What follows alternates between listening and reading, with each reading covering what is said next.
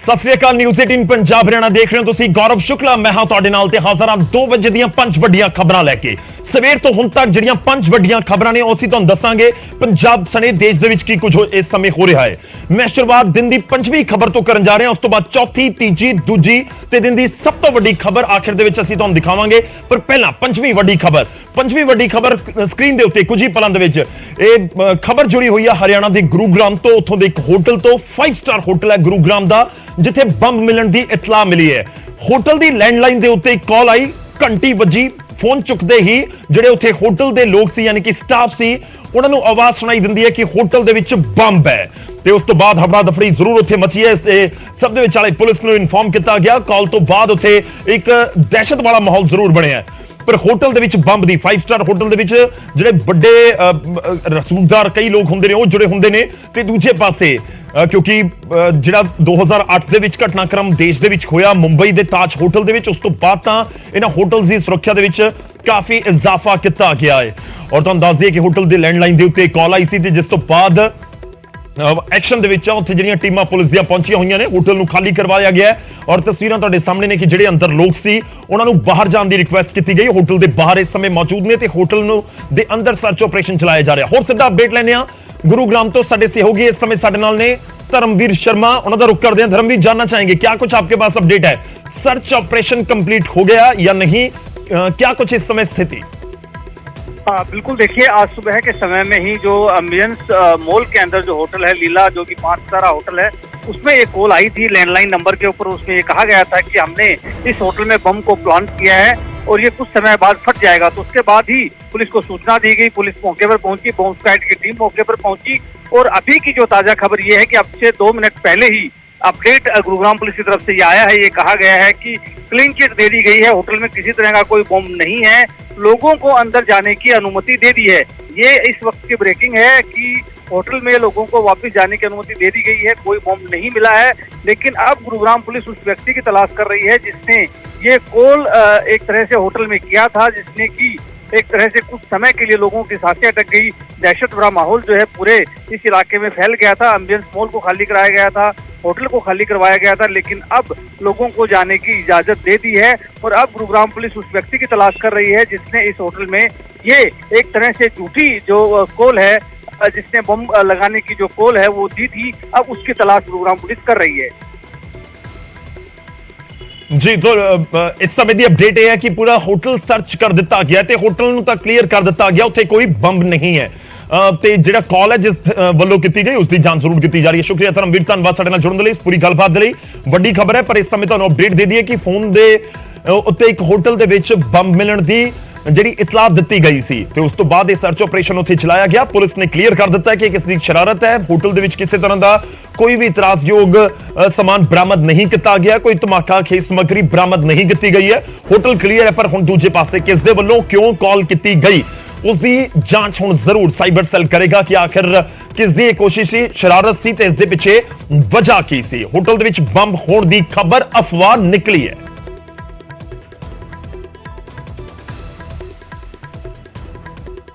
ਹੁਣ ਅਗਲੀ ਖਬਰ ਦਾ ਰੁਖ ਕਰਦੇ ਹਾਂ। ਦਿਨ ਦੀ ਚੌਥੀ ਵੱਡੀ ਖਬਰ ਸੰਗਰੂਰ ਤੋਂ सांसद सिमरनजीत सिंह मान ਦੇ ਨਾਲ ਜੁੜੀ ਹੋਈ ਹੈ। ਮਾਨ ਸਾਹਿਬ ਨੂੰ ਗੁੱਸਾ ਆਇਆ। ਪਹਿਲਾਂ ਦੇਖਦੇ ਹਾਂ ਖਬਰ ਸੁਣਾਵਾਂਗੇ, ਉਸ ਤੋਂ ਬਾਅਦ ਗੁੱਸਾ ਕਿਵੇਂ ਤੇ ਕਿਉਂ ਕਿੱਥੇ ਆਇਆ।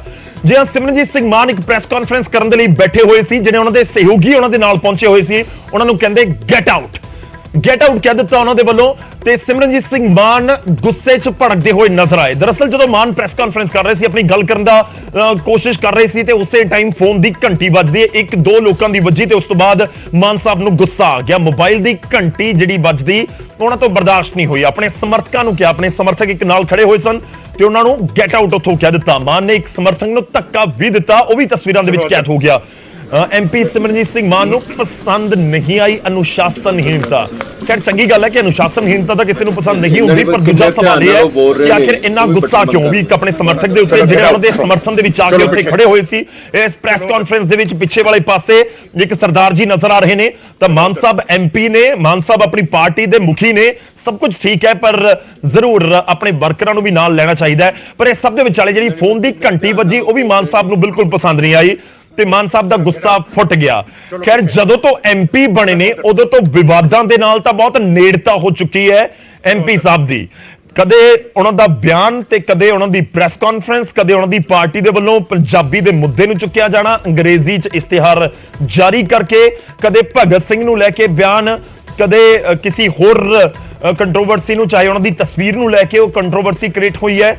ਤਾਂ ਕੀ ਕੁਝ ਮਾਨ ਉੱਥੇ ਕਹਿ ਰਹੇ ਸੀ ਪ੍ਰੈਸ ਕਾਨਫਰੰਸ ਦੇ ਵਿੱਚ ਐਗਜ਼ੈਕਟਲੀ ਹੋਇਆ ਕੀ ਹੈ, ਉਹ ਤੁਹਾਨੂੰ ਦਿਖਾਉਂਦੇ ਆ ਤੇ ਸੁਣਾਉਂਦੇ ਆ।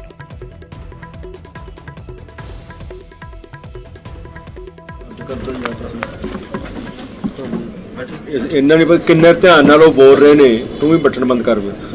ਚਲੋ ਗੈਟ ਆਊਟ, ਚਲੋ ਪਿੱਛੇ, ਚਲੋ ਉਧਰ, ਚਲੋ ਉਧਰ।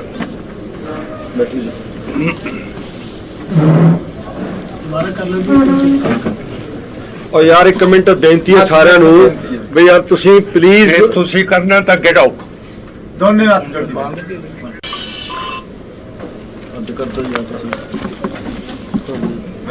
ਇੰਨਾ ਨਹੀਂ ਪਤਾ ਕਿੰਨੇ ਧਿਆਨ ਨਾਲ ਉਹ ਬੋਲ ਰਹੇ ਨੇ, ਤੂੰ ਵੀ ਬਟਨ ਬੰਦ ਕਰ। ਚਲੋ ਗੈਟ ਆਊਟ, ਚਲੋ ਪਿੱਛੇ, ਚਲੋ ਉਧਰ, ਚਲੋ ਉਧਰ।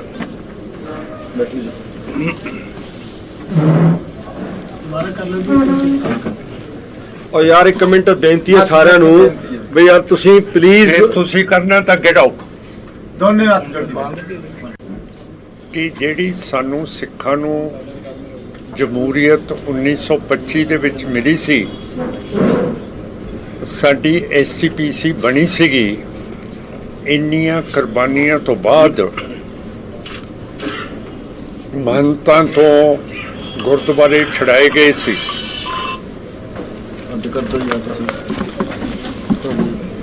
ਇੰਨਾ ਨਹੀਂ ਪਤਾ ਕਿੰਨੇ ਧਿਆਨ ਨਾਲ ਉਹ ਬੋਲ ਰਹੇ ਨੇ, ਤੂੰ ਵੀ ਬਟਨ ਬੰਦ ਕਰ। ਚਲੋ ਗੈਟ ਆਊਟ, ਚਲੋ ਪਿੱਛੇ, ਚਲੋ ਉਧਰ, ਚਲੋ ਉਧਰ।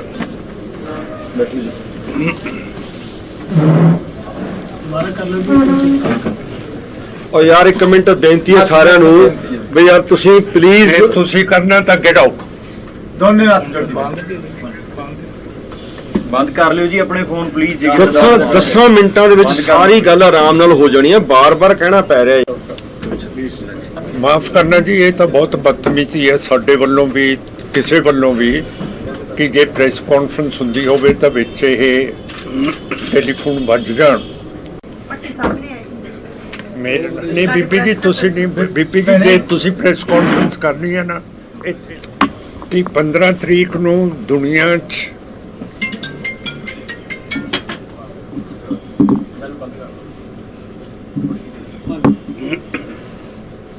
ਜੇ ਫੇਰ ਵੱਜਿਆ ਨਾ ਦੀ ਟੈਲੀਫੋਨ, ਫਿਰ ਮੈਂ ਬੰਦ ਕਰ ਦੇਣੀ ਹੈ, ਤੁਹਾਨੂੰ ਚੰਗੀ ਲੱਗੇਗਾ।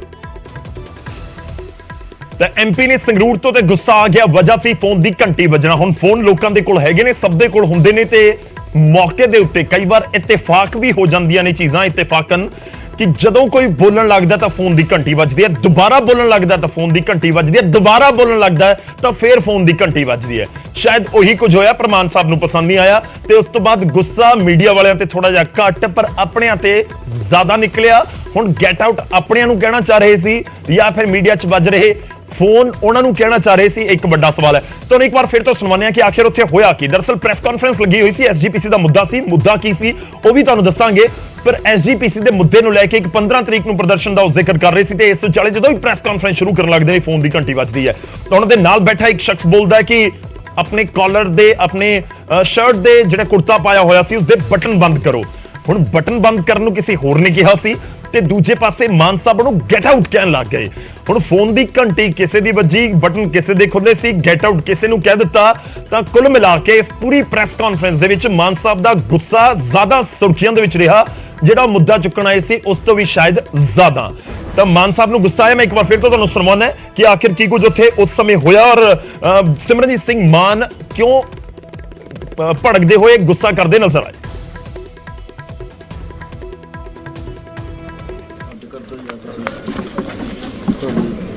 ਇੰਨਾ ਨਹੀਂ ਪਤਾ ਕਿੰਨੇ ਧਿਆਨ ਨਾਲ ਉਹ ਬੋਲ ਰਹੇ ਨੇ, ਤੂੰ ਵੀ ਬਟਨ ਬੰਦ ਕਰ।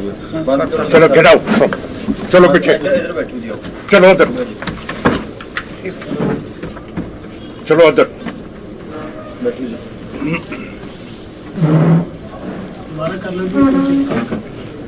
ਉਹ ਯਾਰ ਇੱਕ ਮਿੰਟ ਬੇਨਤੀ ਹੈ ਸਾਰਿਆਂ ਨੂੰ ਵੀ ਯਾਰ ਤੁਸੀਂ ਪਲੀਜ਼, ਤੁਸੀਂ ਕਰਨਾ ਤਾਂ ਗੈਟ ਆਊਟ। ਦੋਨੇ ਹੱਥ ਜੋੜ ਕਿ ਜਿਹੜੀ ਸਾਨੂੰ ਸਿੱਖਾਂ ਨੂੰ ਜਮਹੂਰੀਅਤ 1925 ਦੇ ਵਿੱਚ ਮਿਲੀ ਸੀ, ਸਾਡੀ ਐਸਜੀਪੀਸੀ ਬਣੀ ਸੀਗੀ, ਇੰਨੀਆਂ ਕੁਰਬਾਨੀਆਂ ਤੋਂ ਬਾਅਦ ਮਹੰਤਾਂ ਤੋਂ ਗੁਰਦੁਆਰੇ ਛੜਾਏ ਗਏ ਸੀ।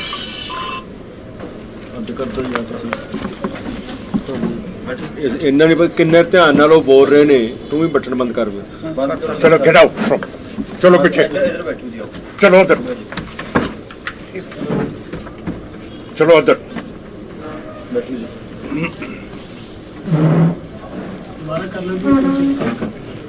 ਉਹ ਯਾਰ ਇੱਕ ਮਿੰਟ ਬੇਨਤੀ ਹੈ ਸਾਰਿਆਂ ਨੂੰ ਵੀ ਯਾਰ ਤੁਸੀਂ ਪਲੀਜ਼ ਜੇ ਤੁਸੀਂ ਕਰਨਾ ਤਾਂ ਗੈਟ ਆਊਟ। ਦੋਨੇ ਹੱਥ ਜੋੜ ਬੰਦ ਕਰ ਲਿਓ ਜੀ ਆਪਣੇ ਫੋਨ ਪਲੀਜ਼ ਜੀ। 10 ਮਿੰਟਾਂ ਦੇ ਵਿੱਚ ਸਾਰੀ ਗੱਲ ਆਰਾਮ ਨਾਲ ਹੋ ਜਾਣੀ ਹੈ, ਬਾਰ-ਬਾਰ ਕਹਿਣਾ ਪੈ ਰਿਹਾ ਹੈ। ਮਾਫ ਕਰਨਾ ਜੀ, ਇਹ ਤਾਂ ਬਹੁਤ ਬਦਤਮੀਜ਼ੀ ਹੈ ਸਾਡੇ ਵੱਲੋਂ ਵੀ, ਕਿਸੇ ਵੱਲੋਂ ਵੀ, ਕਿ ਜੇ ਪ੍ਰੈਸ ਕਾਨਫਰੰਸ ਹੁੰਦੀ ਹੋਵੇ ਤਾਂ ਵਿੱਚ ਇਹ ਟੈਲੀਫੋਨ ਵੱਜ ਜਾਣ। ਮੇਰੇ ਨਹੀਂ ਬੀਬੀ ਜੀ, ਤੁਸੀਂ ਨਹੀਂ ਬੀਬੀ ਜੀ, ਜੇ ਤੁਸੀਂ ਪ੍ਰੈਸ ਕਾਨਫਰੰਸ ਕਰਨੀ ਹੈ ਨਾ ਇੱਥੇ, ਕਿ 15 ਤਰੀਕ ਨੂੰ ਦੁਨੀਆ 'ਚ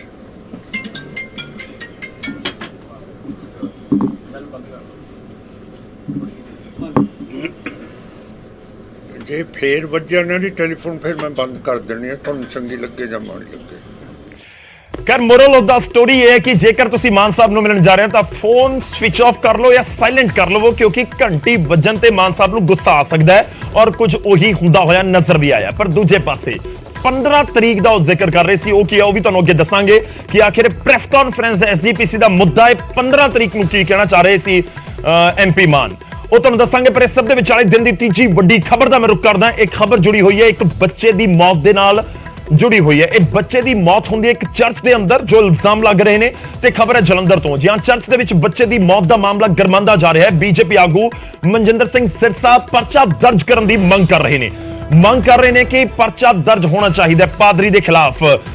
ਮਾਮਲਾ ਕੀ ਹੈ? ਦਰਅਸਲ ਜਲੰਧਰ ਦੇ ਤਾਜਪੁਰ ਚਰਚ ਦੇ ਵਿੱਚ ਇੱਕ ਕੈਂਸਰ ਪੀੜਤ ਬੱਚੀ ਨੇ ਦਮ ਤੋੜ ਦਿੱਤਾ ਸੀ। ਪਰਿਵਾਰ ਹੁਣ ਇਲਜ਼ਾਮ ਪਾਦਰੀ ਦੇ ਉੱਤੇ ਲਗਾ ਰਿਹਾ ਹੈ। ਇਹ ਵੀ ਵੱਡੀ ਖਬਰ ਹੈ। ਦਰਅਸਲ ਧਰਮ ਪਰਿਵਰਤਨ ਦਾ ਮੁੱਦਾ ਪੰਜਾਬ ਦੇ ਵਿੱਚ ਪਿਛਲੇ ਕੁਝ ਦਿਨਾਂ ਤੋਂ ਬੜਾ ਜ਼ਬਰਦਸਤ ਤਰੀਕੇ ਦੇ ਨਾਲ ਚਰਚਾ ਦੇ ਵਿੱਚ ਹੈ ਤੇ ਪਰਿਵਾਰ ਦਾ ਇਲਜ਼ਾਮ ਹੈ ਕਿ ਪਾਦਰੀ ਬਰਜਿੰਦਰ ਸਿੰਘ ਨੇ ਬੱਚੇ ਨੂੰ ਠੀਕ ਕਰਨ ਦਾ ਦਾਅਵਾ ਕੀਤਾ ਸੀ ਅਤੇ ਵਿਸ਼ੇਸ਼ ਪ੍ਰਾਰਥਨਾ ਦੇ ਲਈ ਪੈਸੇ ਵੀ ਠੱਗੇ ਨੇ, ਜਦੋਂ ਕਿ ਪ੍ਰਾਰਥਨਾ ਦੌਰਾਨ ਹੀ ਬੱਚੇ ਦੀ ਮੌਤ ਹੋ ਗਈ। ਤਾਂ ਇਸ ਮੁੱਦੇ ਨੂੰ ਲੈ ਕੇ ਅੱਗੇ ਵੀ ਜਿਹੜੀਆਂ ਸਿੱਖ ਜਥੇਬੰਦੀਆਂ ਨੇ ਉਹ ਮੋਰਚਾ ਖੋਲਦੀਆਂ ਰਹੀਆਂ ਨੇ। ਜਥੇਦਾਰ ਸਾਹਿਬ ਤੇ ਜਦੋਂ ਬਿਸ਼ਪ ਦੇ ਵਿਚਾਲੇ ਮੁਲਾਕਾਤ ਹੋਈ ਸੀ ਤਾਂ ਉਸ ਸਮੇਂ ਵੀ ਇਹ ਮੁੱਦਾ ਚੁੱਕਿਆ ਗਿਆ ਸੀ ਕਿ ਇਸ ਤਰੀਕੇ ਨਾਲ ਠੀਕ ਕਰਨ ਦਾ ਜ਼ਿਕਰ ਕਰਕੇ ਲੋਕਾਂ ਨੂੰ ਧਰਮ ਪਰਿਵਰਤਨ ਉਹਨਾਂ ਦਾ ਕਰਵਾਇਆ ਜਾਂਦਾ ਹੈ ਜਾਂ ਫਿਰ ਉਹਨਾਂ ਨੂੰ ਇੱਕ ਤਰੀਕੇ ਨਾਲ ਠੱਗਿਆ ਜਾਂਦਾ ਹੈ। ਇਹ ਇੱਕ ਇਲਜ਼ਾਮ ਲੱਗਦੇ ਨੇ। ਖੈਰ ਜਲੰਧਰ ਤੋਂ ਪੂਰਾ ਮਾਮਲਾ ਸਾਹਮਣੇ ਆਇਆ। ਬੱਚੇ ਦੀ ਮੌਤ ਹੋਈ ਹੈ। ਬੱਚੀ ਕੈਂਸਰ ਤੋਂ ਪੀੜਿਤ ਸੀ ਔਰ ਜਦੋਂ ਕੋਈ ਘਰ ਦਾ ਜੀ ਕੈਂਸਰ ਵਰਗੀ ਬਿਮਾਰੀ ਦੇ ਨਾਲ ਜੂਝ ਰਿਹਾ ਹੋਵੇ ਤਾਂ ਫਿਰ ਜੋ ਜਿੱਥੇ ਕਹਿੰਦਾ ਲੋਕ ਉੱਥੇ ਆਪਣੀ ਪ੍ਰਾਰਥਨਾ ਲੈ ਕੇ ਪਹੁੰਚ ਜਾਂਦੇ ਨੇ ਕਿ ਪਤਾ ਨਹੀਂ ਕਿਹੜੇ ਦਰ ਦੇ ਉੱਤੇ ਜਾ ਕੇ ਉਹਨਾਂ ਦੀ ਫਰਿਆਦ ਸੁਣੀ ਜਾਏਗੀ। ਪਰ ਡਾਕਟਰ ਜਿਸ ਤਰੀਕੇ ਨਾਲ ਕੰਮ ਕਰਦੇ ਨੇ ਉਸ ਦੇ ਉੱਤੇ ਜ਼ਿਆਦਾ ਫੋਕਸ ਕਰਨ ਦੀ ਜ਼ਰੂਰਤ ਹੈ। ਖੈਰ ਇਹ ਮਾਮਲਾ ਵੀ ਉਸ ਤਰੀਕੇ ਦਾ ਹੈ ਕਿਉਂਕਿ ਜਦੋਂ ਡਾਕਟਰ ਵੀ ਹੱਥ ਖੜੇ ਕਰਦੇ ਹੋਣ ਤੇ ਦੂਜੇ ਪਾਸੇ ਪਰਿਵਾਰ ਦੇ ਕੋਲ ਕੋਈ ਚਾਰਾ ਨਾ ਰਹੇ ਤਾਂ ਫਿਰ ਪਰਿਵਾਰ ਸੋਚਦਾ ਕਿ ਕਿਸੇ ਥਾਂ ਦੇ ਉੱਤੇ ਜਾਣ ਦੇ ਵਿੱਚ ਹਰਜ਼ ਕੀ ਹੈ। ਆਮ ਤੌਰ ਤੇ ਆਪਣੇ ਸਮਾਜ ਦੇ ਵਿੱਚ ਗੱਲਾਂ ਹੁੰਦੀਆਂ ਨੇ ਤਾਂ ਇਹ ਵੀ ਪਰਿਵਾਰ ਉੱਥੇ ਪਹੁੰਚ ਗਿਆ ਤੇ ਇਲਜ਼ਾਮ ਨੇ ਕਿ ਪਾਦਰੀ ਬਰਜਿੰਦਰ ਸਿੰਘ ਨੇ ਬੱਚੀ ਨੂੰ ਠੀਕ ਕਰਨ ਦੇ ਲਈ ਪ੍ਰਾਰਥਨਾ ਦੇ ਪੈਸੇ ਵੀ ਲਏ ਕਿ ਵਿਸ਼ੇਸ਼ ਪ੍ਰਾਰਥਨਾ ਕੀਤੀ ਜਾਏਗੀ, ਉਸ ਦੇ ਲਈ ਤੁਹਾਨੂੰ ਪੈਸੇ ਦੇਣੇ ਹੋਣਗੇ, ਜਦੋਂ ਕਿ ਪ੍ਰਾਰਥਨਾ ਦੌਰਾਨ ਹੀ ਬੱਚੇ ਦੀ ਮੌਤ ਹੋ ਗਈ। ਹੁਣ ਮਨਜਿੰਦਰ ਸਿੰਘ ਸਿਰਸਾ ਇਸ ਪੂਰੇ ਮਾਮਲੇ ਦੇ ਵਿੱਚ FIR ਦਰਜ ਕਰਨ ਦੀ ਮੰਗ ਕਰ ਰਹੇ ਨੇ। ਜ਼ਬਰੀ ਪਰਿਵਰਤਨ ਧਰਮ ਪਰਿਵਰਤਨ ਦੇ ਨਾਲ ਮਾਮਲੇ ਨੂੰ ਜੋੜਿਆ ਜਾ ਰਿਹਾ ਹੈ। ਇੱਕ ਬੇਟੀ 4 ਸਾਲ ਦੀ ਬੱਚੀ ਜਿਹੜੀ ਕਿ ਕੈਂਸਰ ਤੋਂ ਪੀੜਿਤ ਸੀਗੀ, ਉਸ ਨੂੰ ਇਹ ਕਹਿੰਦੇ ਇਹਦਾ ਇਲਾਜ ਅਸੀਂ ਕਰ ਦੇਵਾਂਗੇ। ਉਸ ਦੇ ਮਾਂ-ਬਾਪ ਨੇ ਲਿਖਿਆ ਕਿ ਸਾਡੇ ਤੋਂ 15,000 50,000 ਰੁਪਇਆ ਕਈ ਵਾਰ ਲੈਂਦੇ ਵੀ ਰਹੇ। ਔਰ ਬੇਟੀ ਕੱਲ ਬਰਜਿੰਦਰ ਸਿੰਘ ਜਿਸ ਵੇਲੇ ਹੀਲਿੰਗ ਸੈਸ਼ਨ ਕਰ ਰਿਹਾ ਸੀ ਕਿ ਮੇਰੇ ਕੋਲ ਕ੍ਰਿਸ਼ਮਈ ਤਾਕਤ ਆ ਗਈ, ਹੁਣ ਮੈਂ ਸਭ ਬਿਮਾਰਾਂ ਨੂੰ ਠੀਕ ਕਰ ਰਿਹਾ ਹਾਂ, ਉਸ ਵੇਲੇ ਉਹ ਬੇਟੀ ਦਾ ਅਕਾਲ ਚਲਾਣਾ ਹੋ ਗਿਆ। ਇੰਨਾ ਪਾਪ ਕਰ ਰਹੇ ਲੋਕ ਔਰ ਪੰਜਾਬ ਪੁਲਿਸ ਪੰਜਾਬ ਸਰਕਾਰ ਅੱਖਾਂ ਮੂੰਦ ਕੇ ਬੈਠੀ ਹੈ। ਧਰਮ ਤੁਹਾਡੇ ਤੇ ਹਮਲਾ ਹੋ ਰਿਹਾ, ਬਾਰ-ਬਾਰ ਹਮਲਾ ਹੋ ਰਿਹਾ। ਇਹ ਬਰਜਿੰਦਰ ਸਿੰਘ ਤੇ ਮੁਕੱਦਮਾ ਦਰਜ ਹੋਣਾ ਚਾਹੀਦਾ, ਇਹਨੂੰ ਪੁਲਿਸ ਨੂੰ ਅਰੈਸਟ ਕਰਨਾ ਚਾਹੀਦਾ ਹੈ, ਪਰ ਇਹ ਗੁੰਡਾ ਖੁੱਲ੍ਹੇਆਮ ਘੁੰਮ ਰਿਹਾ ਹੈ। ਤਾਂ ਇਲਜ਼ਾਮ ਲੱਗ ਰਹੇ ਨੇ ਕਿ ਇਸ ਤਰੀਕੇ ਨਾਲ ਜ਼ਬਰੀ ਧਰਮ ਪਰਿਵਰਤਨ ਕਰਵਾਉਣ ਦੀ ਕੋਸ਼ਿਸ਼ ਕੀਤੀ ਗਈ ਤੇ ਨਾਲ ਹੀ ਪੈਸੇ ਵੀ ਠੱਗੇ ਗਏ। ਬੱਚੀ ਦੀ ਮੌਤ ਹੋ ਚੁੱਕੀ ਹੈ। ਪਰਚਾ ਦਰਜ ਬਰਜਿੰਦਰ ਸਿੰਘ ਦੇ ਉੱਤੇ ਕਰਨ ਦੀ ਮੰਗ ਹੋ ਰਹੀ ਹੈ। ਸਿੱਧਾ ਲੈ ਕੇ ਚੱਲਦੇ ਹਾਂ ਇਸ ਵਿਚਾਲੇ ਮੀਤ ਫੇਰ ਸੂਬੇ ਦੇ ਕੈਬਨਿਟ ਮੰਤਰੀ ਪ੍ਰੈਸ ਕਾਨਫਰੰਸ ਕਰ ਰਹੇ ਨੇ। ਕੋਚਾਂ ਦੀ ਕਮੀ ਰਹੀ ਹੈ ਜੀ। ਉਸ ਤੋਂ ਬਾਅਦ ਪੰਜਾਬ ਦੇ ਉਹ ਖਤਮ ਕੀਤਾ ਗਿਆ। ਉਹਨੂੰ ਭਾਈ ਤੁਸੀਂ ਕਿਦਾਂ ਕਰੋਗੇ ਆ ਕੇ ਜਿਹੜੇ ਸਪੋਰਟ ਮਿਨਿਸਟਰ ਸੀਗਾ ਜਿਹੜੇ ਵਿੰਗ ਬੰਦ ਹੋ ਚੁੱਕੇ ਹੈ ਉਹਨਾਂ ਵਿੰਗ ਨੂੰ ਚਲਾਉਣਾ ਬਹੁਤ ਜ਼ਰੂਰੀ ਹੈਗਾ। ਕੋਸ਼ਿਸ਼ ਕਰਨਾ ਲੇਕਿਨ ਸੱਤਰ ਚਲਾਓਗੇ ਕਿਉਂਕਿ ਵਿੰਗ ਸਾਰੇ ਇਹ ਬੰਦ ਹੋ ਚੁੱਕੇ ਹੈ ਤੇ ਵਿੰਗ ਨੂੰ ਕਿਵੇਂ ਕਰੋਗੇ ਉਹ ਕੋਚਾਂ ਦੀ ਭਰਤੀ ਬਾਰੇ ਦੇਖੋ ਪਤਾ ਸਰ ਕੀ ਹੈ ਇਦੋਂ ਪਹਿਲਾਂ ਨਾ ਜਿਹੜਾ ਸਪੋਰਟਸ ਡਿਪਾਰਟਮੈਂਟ ਬੜਾ ਇਗਨੋਰਡ ਰਿਹਾ। ਇਸੇ ਕਰਕੇ ਅਸੀਂ 2001 ਚ ਮੈਂ ਜਦੋਂ ਮੈਂ ਪਹਿਲਾਂ ਕਿਹਾ ਜਿਹੜਾ ਸੂਬਾ ਨੰਬਰ 1 ਸੀ, ਜੇ ਕਦੇ ਇੰਡੀਆ ਕਾਮਨਵੈਲਥ ਚੋਂ ਏਸ਼ੀਅਨ ਗੇਮ ਚੋਂ ਜਿੰਨੇ ਮੈਡਲ ਆਉਂਦੇ ਸੀ ਅੱਧੇ ਪੰਜਾਬੀਆਂ ਦੇ ਹੁੰਦੇ ਸੀ। ਪਿਛਲੇ ਸਮੇਂ ਧਿਆਨ ਹੀ ਦਿੱਤਾ ਗਿਆ, ਨਾ ਕੋਚਾਂ ਦੀ ਭਰਤੀ ਕੀਤੀ ਗਈ, ਨਾ ਵਿੰਗ ਕਿੱਥੇ ਚੱਲਦੇ ਸੀ, ਨਾ ਉਹਨਾਂ ਦੀ ਡਾਈਟ ਦੀ, ਹਨਾ। ਤੁਸੀਂ ਦੇਖੋ ਅਸੀਂ 220 ਕੋਚਸ ਦੀ ਜਿਹੜੀ ਭਰਤੀ ਹੈ ਉਹ ਬੜੀ ਜਲਦੀ ਕਰਨ ਜਾ ਰਹੇ ਹਾਂ। ਮੈਂ ਇਸ ਤੋਂ ਇਲਾਵਾ ਵੀ ਮੈਂ ਸੀਐਮ ਸਾਹਿਬ ਦੇ ਨਾਲ ਗੱਲ ਕੀਤੀ ਹੈ ਕਿ ਜੀ ਸਾਨੂੰ ਪੋਸਟਰਸ ਮੈਨੂੰ ਲੱਗਦਾ ਵੀ ਪੂਰੀਆਂ ਭਰ ਕੇ ਵੀ ਸਾਨੂੰ ਹੋਰ ਵੀ ਕ੍ਰੀਏਟ ਕਰਨ ਦੀ ਜਿਹੜੀ ਜ਼ਰੂਰਤ ਹੈ, ਤਾਂ ਕਿ ਅਸੀਂ ਤਾਂ ਚਾਹੁੰਦੇ ਹਾਂ ਵੀ ਅਸੀਂ ਇਕੱਲੇ ਜ਼ਿਲ੍ਹਿਆਂ ਤੇ ਨੈਸ਼ਨਲ ਲੈਵਲ ਤੇ ਵੀ ਜਿਹੜੇ ਕੋਚਸ ਹੈ ਉਹ ਦਈਏ। ਸੋ ਤਕਰੀਬਨ 500 ਕੋਚ ਇੱਕ ਸਾਲ ਦੇ ਵਿੱਚ ਅਸੀਂ ਕੋਸ਼ਿਸ਼ ਕਰਾਂਗੇ ਕਿ ਜਿਹੜੇ ਨਵੀਂ ਭਰਤੀ ਹੈ ਉਹ ਕੀਤੀ ਜਾਵੇ। ਸਾਈ ਵਾਲੇ ਕੋਚ ਵਰਕ ਕਰ ਰਹੇ ਉਹਨਾਂ ਨੂੰ ਪੱਕੇ ਕਰਨ ਦੀ ਯੋਜਨਾ ਤਿਆਰ ਕੀਤੀ ਸੀ ਕੰਟਰੈਕਟ ਦੇ ਵਿੱਚ। ਦੇਖੋ ਆਊਟਸੋਰਸ ਤੇ ਆ ਹਨਾ ਜਿਹੜੇ ਕੋਚਸ ਜਿਹੜੇ ਆ ਉਹ ਕੰਮ ਕਰ ਰਹੇ ਹੈਗੇ ਤੇ ਜਿਹੜੀ ਸਰਕਾਰ ਨਵੀਂ ਪਾਲਿਸੀ ਲੈ ਕੇ ਆਈ ਆ ਉਹਦੇ ਜਿਹੜੇ ਕੰਟਰੈਕਟ ਬੇਸਿਸ ਵਾਲੇ ਆ ਉਹਨਾਂ ਨੂੰ ਜਿਹੜਾ ਪੱਕਾ ਕੀਤਾ ਜਾ ਰਿਹਾ। ਜੌਬ ਦਾ ਜੀ ਕਾਮਨਵੈਲਥ ਵਾਲਾ ਆਪਣਾ ਸਵਾਲ ਖੜਾ ਜੀ ਜੌਬ ਦਾ ਕਦੋਂ ਕਰ ਰਹੇ ਮੈਂ ਦੇਖੋ ਅਸੀਂ ਪਹਿਲਾਂ ਵੀ ਸਾਡੇ ਪੰਜਾਬ ਨੇ ਜਿਹੜੇ ਸਪੋਰਟ ਦੇ ਵਿੱਚ ਕੀਤਾ ਵਾ ਬਹੁਤ ਸਾਰੇ 80% ਗੈਂਗਸਟਰ ਬਣ ਗਏ ਆ ਜਿਹੜੇ ਸਪੋਰਟਸਮੈਨ ਨੇ ਜਿਹੜੇ ਮੈਂ ਉਹੀ ਦੱਸ ਰਿਹਾ ਸਾਡੇ ਨਾ ਇਸ ਤੋਂ ਪਹਿਲਾਂ ਕੋਈ 4500 ਸਿਵਲ ਭਰਤੀ ਸ਼ੁਰੂ ਕੀਤੇ ਹੋਏ ਬੱਚਿਆਂ ਵਾਸਤੇ ਸਟੂਡੈਂਟ ਕੋਈ ਇਦਾਂ ਦੀ ਪਾਲਿਸੀ ਨਹੀਂ ਸੀ ਜਿਹਦੇ ਚ ਮਤਲਬ ਕਿ ਜਿਹੜੇ ਸਪੋਰਟਸ ਪਰਸਨ ਹੈ ਉਹਨਾਂ ਨੂੰ ਭਰਤੀ ਜਿਹੜਾ ਉਹ ਸਿੱਧੇ ਤੌਰ ਤੇ ਕੀਤਾ ਜਾ ਸਕੇ, ਕਿਉਂਕਿ 3% ਕੋਟਾ ਉਹਦੇ ਵਿੱਚ ਹੀ ਜਿਹੜਾ ਭਰਤੀ ਆ ਉਹ ਕਰਦੇ ਸੀ। ਅਸੀਂ ਨਵੀਂ ਸਪੋਰਟਸ ਪਾਲਿਸੀ ਜਿਹੜੀ ਹੈ ਉਹ ਲਿਆਉਣ ਜਾ ਰਹੇ ਹਾਂ ਤੇ ਅਸੀਂ ਕੋਸ਼ਿਸ਼ ਕਰ ਰਹੇ ਹਾਂ ਵੀ ਉਹਦੇ 'ਚ ਇੱਕ ਵੱਖਰਾ ਕਾਡਰ ਜਿਹੜਾ ਬਣਾਇਆ ਜਾਵੇ ਸਪੋਰਟਸ ਡਿਪਾਰਟਮੈਂਟ ਦੇ ਅੰਡਰ ਹੀ, ਤੇ ਡਾਇਰੈਕਟ ਜਿਹੜੀ ਭਰਤੀ ਹੈ ਕੋਈ ਵੀ ਮੈਡਲਿਸਟ ਜਿਹੜਾ ਕੋਈ ਮੈਡਲ ਲੈ ਕੇ ਆਉਂਦਾ ਇੰਟਰਨੈਸ਼ਨਲ ਉਹਨਾਂ ਦੀ ਡਾਇਰੈਕਟ ਜਿਹੜੀ ਭਰਤੀ ਹੈ ਉਹ ਕੀਤੀ ਜਾਵੇ। ਇਹ ਪਾਲਿਸੀ ਅਸੀਂ ਬੜੀ ਜਲਦੀ ਆਉਣ ਵਾਲੇ ਸਮੇਂ 'ਚ ਲੈ ਕੇ ਆ ਰਹੇ ਹਾਂ। ਜਿਹੜੇ ਖਿਡਾਰੀ ਸੰਨਿਆਸ ਲੈ ਲੈਂਦੇ ਆ ਕਬੱਡੀ ਟੀਮ ਹੁੰਦੀ ਸੀਗੀ ਜੇਸੀਟੀ ਵਾਲੀ ਇਹ ਅਲੱਗ-ਅਲੱਗ ਤੌਰ ਤੇ ਮਹਿਕਮੇ 'ਚ ਹੁੰਦੀ ਸੀਗੀ ਕਿਉਂਕਿ ਪਿਛਲੇ 20 ਸਾਲ ਤੋਂ ਹੋ ਗਿਆ ਭਰਤੀ ਨਹੀਂ ਹੋਈ ਵਾਸਤੇ ਕਿਉਂਕਿ ਠੀਕ ਹੈ ਧਿਆਨ ਨਹੀਂ ਮਾਰਿਆ ਕਿਉਂਕਿ ਹੁਣ ਹਾਲਾਤ ਜਿਹੜੇ ਨੇ ਉਹ ਇਹੀ ਹੈ ਕਿ ਜਿਹੜਾ ਅਸੀਂ ਦੇਖੋ ਇੱਕ ਇੱਕ ਕਰਕੇ ਜੀ ਸੁਧਾਰ ਰਹੇ ਹਾਂ। ਅਸੀਂ ਤਾਂ ਦੇਖੋ ਜਦੋਂ ਲੱਗੇ ਹੋਇਆਂਗੇ ਇਹ ਕੋਈ ਵੋਟਾਂ ਵਾਲਾ ਸਾਲ ਤਾਂ ਹੈ ਨਹੀਂ, ਅਸੀਂ ਸਾਰਾ ਕੁਝ ਇਸੇ ਕਰਕੇ ਕਰ ਰਹੇ ਹਾਂ ਕਿ ਵਾਕਿਆ ਹੀ ਦੇਖੋ ਅਸੀਂ ਸਾਡੀ ਸਰਕਾਰ ਪਹਿਲੀ ਗੱਲ ਤਾਂ ਬੌਲੀ ਸਰਕਾਰ ਨਹੀਂ, ਅਸੀਂ ਹਰ ਇੱਕ ਦੀ ਗੱਲ ਸੁਣ ਕੇ ਜੋ ਅਸੀਂ ਸਿੱਖਦੇ ਹਾਂ ਆ ਗਰਾਊਂਡ ਤੇ ਜਾ ਕੇ ਸਾਨੂੰ ਅੱਧੀਆਂ ਜਿੰਦਾ ਬੱਚੇ ਦੱਸਦੇ ਵੀ ਜੀ ਆਹ ਹੋਣ ਵਾਲਾ ਉਹਨਾਂ ਨੂੰ ਜਾ ਕੇ ਵੀ ਸਿੱਖਦੇ ਹਾਂ। ਤੁਸੀਂ ਕੋਈ ਚੀਜ਼ ਦੱਸ ਰਹੇ ਹੋ ਅਸੀਂ ਤੁਹਾਡੇ ਤੋਂ ਵੀ ਸਿੱਖਣਾ ਤੇ ਅਸੀਂ ਉਹਨੂੰ ਹਰ ਇੱਕ ਨੂੰ ਇੰਪਲੀਮੈਂਟ ਕਰਨ ਦੀ ਜਿਹੜੀ ਹੈ ਉਹ ਕੋਸ਼ਿਸ਼ ਕਰਾਂਗੇ। ਸਾਡਾ ਪਰ ਖੇਡ ਮੰਤਰੀ ਪ੍ਰੈਸ ਕਾਨਫਰੰਸ ਕਰ ਰਹੇ ਨੇ ਤੇ ਦਾਅਵਾ ਹੀ ਕੀਤਾ ਜਾ ਰਿਹਾ ਕਿ ਸੂਬੇ ਦੇ ਵਿੱਚ ਖੇਡਾਂ ਦੀ ਸਥਿਤੀ ਵਧੀਆ ਕਰਨ ਦੇ ਲਈ ਕੋਚਿਸ ਦੀ ਭਰਤੀ ਤੇ ਹੋਰ ਕਦਮ ਵੀ ਸਰਕਾਰ ਚੁੱਕ ਰਹੀ ਹੈ। ਅੱਗੇ ਵਧਦੇ ਅਗਲੀ ਵੱਡੀ ਖਬਰ, ਦਿਨ ਦੀ ਦੂਜੀ ਵੱਡੀ ਖਬਰ ਦਾ ਅਸੀਂ ਰੁਖ ਕਰਨ ਜਾ ਰਹੇ ਹਾਂ ਤੇ ਇਹ ਖਬਰ ਜੁੜੀ ਹੋਈ ਹੈ ਸਿੱਪੀ ਸਿੱਧੂ ਕਤਲ ਕੇਸ ਦੇ ਨਾਲ। ਇਹ ਚੰਡੀਗੜ੍ਹ 'ਚ ਕੇਸ ਹੋਇਆ ਸੀ ਤੇ ਇਸ ਕੇਸ ਦੇ ਵਿੱਚ ਬੜੇ ਹਾਈ ਪ੍ਰੋਫਾਈਲ ਲੋਕ ਜੁੜੇ ਹੋਏ ਨੇ, ਨਾਮਜ਼ਦ ਹੋਏ ਨੇ ਉਹਨਾਂ ਦੇ ਰਿਸ਼ਤੇਦਾਰ। ਵੱਡੀ ਖਬਰ ਹੈ ਜਾਂਚ ਦੇ ਉੱਤੇ ਸਵਾਲ ਚੁੱਕੇ ਗਏ ਨੇ ਤੇ ਇਹ ਜਾਂਚ ਦੇ ਵਿੱਚ ਕੌਣ ਸਵਾਲ ਚੁੱਕ ਰਿਹਾ ਹੈ? ਜਾਂਚ ਦੇ ਵਿੱਚ ਸਵਾਲ ਚੁੱਕੇ ਜਾ ਰਹੇ ਨੇ ਕਲਿਆਣੀ ਸਿੰਘ ਦੇ ਵਕੀਲ ਦੇ ਵੱਲੋਂ। ਕਲਿਆਣੀ ਸਿੰਘ ਦੇ ਵਕੀਲ ਨੇ ਸੀਬੀਆਈ ਜਾਂਚ ਦੇ ਉੱਤੇ ਸਵਾਲ ਚੁੱਕੇ ਨੇ ਅਤੇ ਕਿਹਾ ਕਿ ਚਾਰਜਸ਼ੀਟ ਦੇ ਵਿੱਚ ਸੀਬੀਆਈ ਕਹਿ ਰਹੀ ਹੈ ਕਲਿਆਣੀ ਸਿੰਘ ਨੇ ਸਿੱਪੀ ਸਿੱਧੂ ਦੇ ਉੱਤੇ 2 ਫਾਇਰ ਕੀਤੇ ਸੀ। ਪਹਿਲਾਂ ਸੀਬੀਆਈ ਕਹਿ ਰਹੀ ਸੀ ਕਿ ਕਲਿਆਣੀ ਨੇ ਕਤਲ ਕਰਵਾਇਆ ਸੀ, ਹੁਣ ਕਹਿ ਰਹੀ ਹੈ ਕਿ ਕਲਿਆਣੀ ਨੇ ਖੁਦ 2 ਗੋਲੀਆਂ ਮਾਰੀਆਂ। ਸੀਬੀਆਈ ਦੇ ਕੋਲ ਸਬੂਤ ਨਹੀਂ ਹੈ, ਕਲਿਆਣੀ ਸਿੰਘ ਦੇ ਵਕੀਲ ਕਹਿ ਰਹੇ ਨੇ। ਅੱਜ ਹੀ ਕਲਿਆਣੀ ਸਿੰਘ ਨੂੰ ਹਾਈ ਕੋਰਟ ਨੇ ਜ਼ਮਾਨਤ ਦਿੱਤੀ ਹੈ। ਸੀਬੀਆਈ ਨੇ 15 ਜੂਨ ਨੂੰ ਕਲਿਆਣੀ ਨੂੰ ਗ੍ਰਿਫਤਾਰ ਕੀਤਾ ਸੀ। ਸਾਲ 2015 ਦਾ ਇਹ ਪੂਰਾ ਮਾਮਲਾ ਹੈ। ਚੰਡੀਗੜ੍ਹ ਦੇ ਇੱਕ ਪਾਰਕ ਦੇ ਵਿੱਚ ਸਿੱਪੀ ਸਿੱਧੂ ਦੀ ਲਾਸ਼ ਮਿਲੀ ਸੀ ਔਰ ਤੁਹਾਨੂੰ ਦੱਸਦੀ ਹੈ ਕਿ ਹਾਈ ਪ੍ਰੋਫਾਈਲ ਇਸ ਕਰਕੇ ਕਹਿ ਰਹੇ ਹਾਂ ਕਿਉਂਕਿ ਕਲਿਆਣੀ ਸਿੰਘ ਇੱਕ ਬਹੁਤ ਹਾਈ ਪ੍ਰੋਫਾਈਲ ਪਰਿਵਾਰ ਦੇ ਨਾਲ ਜੁੜੇ ਹੋਏ ਨੇ। ਕਲਿਆਣੀ ਸਿੰਘ ਜਿਹੜੇ ਜੱਜ ਰਹਿ ਚੁੱਕੇ ਨੇ ਉਹਨਾਂ ਦੇ ਪਰਿਵਾਰ ਦੇ ਨਾਲ ਜੁੜੇ ਹੋਏ ਨੇ, ਇਸ ਕਰਕੇ ਪੂਰਾ ਮਾਮਲਾ ਬਹੁਤ ਵੱਡਾ ਔਰ ਸੁਰਖੀਆਂ ਦੇ ਵਿੱਚ 2015 ਦੇ ਵਿੱਚ ਵੀ ਰਿਹਾ ਸੀ। ਖੈਰ ਇਸ ਪੂਰੇ ਮਾਮਲੇ ਦੇ ਵਿੱਚ ਸੀਬੀਆਈ ਜਾਂਚ ਕਰਦੀ ਰਹੀ। ਸੀਬੀਆਈ ਦੇ ਵੱਲੋਂ ਕਲਿਆਣੀ ਸਿੰਘ ਨੂੰ ਗ੍ਰਿਫਤਾਰ ਕੀਤਾ ਗਿਆ, ਹਾਲਾਂਕਿ ਉਹਨਾਂ ਨੂੰ ਜ਼ਮਾਨਤ ਜ਼ਰੂਰ ਮਿਲ ਗਈ ਹੈ, ਪਰ ਦੂਜੇ ਪਾਸੇ ਸੀਬੀਆਈ ਨੇ ਹੁਣ ਇਸ ਪੂਰੇ ਕੇਸ ਦੇ ਵਿੱਚ ਇਨਵੈਸਟੀਗੇਸ਼ਨ ਦੇ ਦੌਰਾਨ ਇੱਕ ਨਵੀਂ ਚੀਜ਼ ਜੋੜੀ ਹੈ ਜਿਸ ਦੇ ਉੱਤੇ ਸਵਾਲ ਚੁੱਕ ਰਹੇ ਨੇ ਕਲਿਆਣੀ ਸਿੰਘ ਦੇ ਵਕੀਲ। ਦਰਅਸਲ ਸੀਬੀਆਈ ਕੀ ਕਹਿ ਰਹੀ ਹੈ, ਹੁਣ ਤੱਕ ਜੋ ਇਸ ਪੂਰੇ ਕੇਸ ਦੇ ਵਿੱਚ ਗੱਲਾਂ ਸਾਹਮਣੇ ਆ ਰਹੀਆਂ ਸੀ ਉਹ ਇਹ ਆ ਰਹੀਆਂ ਸੀ ਕਿ ਸੀਪੀ ਸਿੱਧੂ ਦਾ ਕਤਲ ਕਲਿਆਣੀ ਸਿੰਘ ਨੇ ਕਰਵਾਇਆ। ਹੁਣ ਸੀਬੀਆਈ ਜਾਂਚ ਦੇ ਵਿੱਚ ਇਹ ਜ਼ਿਕਰ ਹੋ ਰਿਹਾ ਹੈ ਕਿ ਸੀਪੀ ਸਿੱਧੂ ਦਾ ਕਤਲ ਕਲਿਆਣੀ ਸਿੰਘ ਨੇ ਕੀਤਾ। ਫਰਕ ਕੀ ਹੈ, ਕਿਸੇ ਤੋਂ ਕਤਲ ਕਰਵਾਉਣਾ ਤੇ ਹੁਣ ਸੀਬੀਆਈ ਦੀ ਜਾਂਚ ਦੇ ਵਿੱਚ ਕਿਹਾ ਜਾ ਰਿਹਾ ਕਿ 2 ਗੋਲੀਆਂ ਸੀਪੀ ਸਿੱਧੂ ਦੇ ਕਲਿਆਣੀ ਸਿੰਘ ਨੇ ਖੁਦ ਮਾਰੀਆਂ। ਉਸ ਦੇ ਉੱਤੇ ਸਵਾਲ ਚੁੱਕੇ ਜਾ ਰਹੇ ਨੇ ਕਲਿਆਣੀ ਸਿੰਘ ਦੇ ਵੱਲੋਂ। ਹਾਲਾਂਕਿ ਕਲਿਆਣੀ ਸਿੰਘ ਨੂੰ ਜ਼ਮਾਨਤ ਜ਼ਰੂਰ ਮਿਲ ਚੁੱਕੀ ਹੈ, 15 ਜੂਨ ਤੋਂ ਉਹ ਕਸਟਡੀ ਦੇ ਵਿੱਚ ਸੀ ਤੇ ਹੁਣ ਅਦਾਲਤ ਨੇ ਫਿਲਹਾਲ ਉਹਨਾਂ ਨੂੰ ਜ਼ਮਾਨਤ ਜ਼ਰੂਰ ਦੇ ਦਿੱਤੀ। ਦੀ ਜਾਣਕਾਰ ਹਾਈ ਕੋਰਟ ਤੋਂ ਬੇਲ ਮਿਲੀ ਹੈ ਕਲਿਆਣੀ ਨੂੰ ਔਰ 6.5 ਸਾਲ ਪੁਰਾਣਾ ਮਾਮਲਾ ਸੀ। ਬੇਲ ਦਾ ਕੀ ਮੇਨ ਕਾਰਨ ਰਹੇ, ਸਾਡੇ ਨਾਲ ਕਲਿਆਣੀ ਦੇ ਐਡਵੋਕੇਟ ਨੇ ਸਰਤੇਜ ਸਿੰਘ ਨਰੂਲਾ ਜੀ ਪਹਿਲਾਂ ਇਹ ਗੱਲ ਪੁੱਛਣੀ ਚਾਹਾਂਗੇ, ਬੇਲ ਜਦੋਂ ਐਪਲੀਕੇਸ਼ਨ ਕੋਈ ਪਾਉਂਦਾ ਹੈ ਕਿਉਂਕਿ ਮਰਡਰ ਦੇ ਮਾਮਲੇ 'ਚ ਖਾਸ ਕਰ ਮਾਮਲਾ ਇੰਨਾ ਹਾਈ ਪ੍ਰੋਫਾਈਲ ਹੋਏ, ਸੀਬੀਆਈ ਇਨਵੋਲਵ ਹੋਏ, ਪ੍ਰੇਅਰ ਕੀ ਸੀਗੀ ਮੇਨ ਜਿਸ ਤੇ ਤੁਸੀਂ ਟਿਕੇ ਹੋ? ਪ੍ਰੇਅਰ ਤਾਂ ਇੱਕੋ ਹੀ ਕੀਤੀ ਜਾਂਦੀ ਹੈ ਹਮੇਸ਼ਾ ਕਿ ਪੈਂਡੈਂਸੀ ਆਫ ਟ੍ਰਾਇਲ ਸਾਨੂੰ ਬੇਲ ਦਿੱਤੀ ਜਾਏ। ਪ੍ਰੇਅਰ ਤਾਂ ਇੰਨੀ ਹੀ ਹੁੰਦੀ ਹੈ। ਫਿਰ ਗਰਾਊਂਡਸ ਹੁੰਦੀਆਂ ਵਿੱਚ ਲਿੱਤੀਆਂ ਹੋਈਆਂ, ਉਹ ਗਰਾਊਂਡਸ ਅਸੀਂ ਕਾਫੀ ਸਾਰੇ ਲਿੱਤੀਆਂ ਹੋਈਆਂ ਸੀਗੀਆਂ, ਜਿਹਦੇ 'ਚ ਮੇਨ ਗਰਾਊਂਡ ਇਹ ਸੀ ਕਿ ਹਲੇ ਵੀ ਸੀਬੀਆਈ ਕੋਲ ਕੋਈ ਐਵੀਡੈਂਸ ਨਹੀਂ ਹੈ ਦੱਸਣ ਦੀ ਕਿ ਕਲਿਆਣੀ ਮੌਕੇ ਤੇ ਸੀਗੀ ਜਾਂ ਕਲਿਆਣੀ ਨੇ ਮੌਕੇ ਤੇ ਅਕਰੈਂਸ ਵਿੱਚ ਪਾਰਟਿਸਿਪੇਟ ਕੀਤਾ। ਇਹਦੀ ਕੋਈ ਐਵੀਡੈਂਸ ਸੀਬੀਆਈ ਕੋਲ ਨਹੀਂ ਹੈ। ਇਹ ਅਸੀਂ ਮੇਨਲੀ ਰੇਜ਼ ਕੀਤਾ ਕਿਉਂਕਿ ਸੀਬੀਆਈ ਜੋ ਵੀ ਕਹਿ ਰਹੀ ਹੈ ਉਹ ਇਹ ਕਹਿਣਾ ਚਾਹ ਰਹੀ ਹੈ ਕਿ ਕਲਿਆਣੀ ਸਾਬਿਤ ਨਹੀਂ ਕਰ ਸਕਦੀ ਕਿ ਮੌਕੇ ਤੇ ਉਹ ਨਹੀਂ ਸੀਗੀ, ਜਦਕਿ ਐਵੀਡੈਂਸ ਇਹ ਹੁੰਦੀ ਹੈ ਕਿ ਮੌਕੇ ਤੇ ਮੁਲਜ਼ਮ ਸੀਗਾ। ਉਹ ਐਵੀਡੈਂਸ ਸੀਬੀਆਈ ਕੋਲ ਨਹੀਂ ਹੈ ਕੋਈ ਵੀ।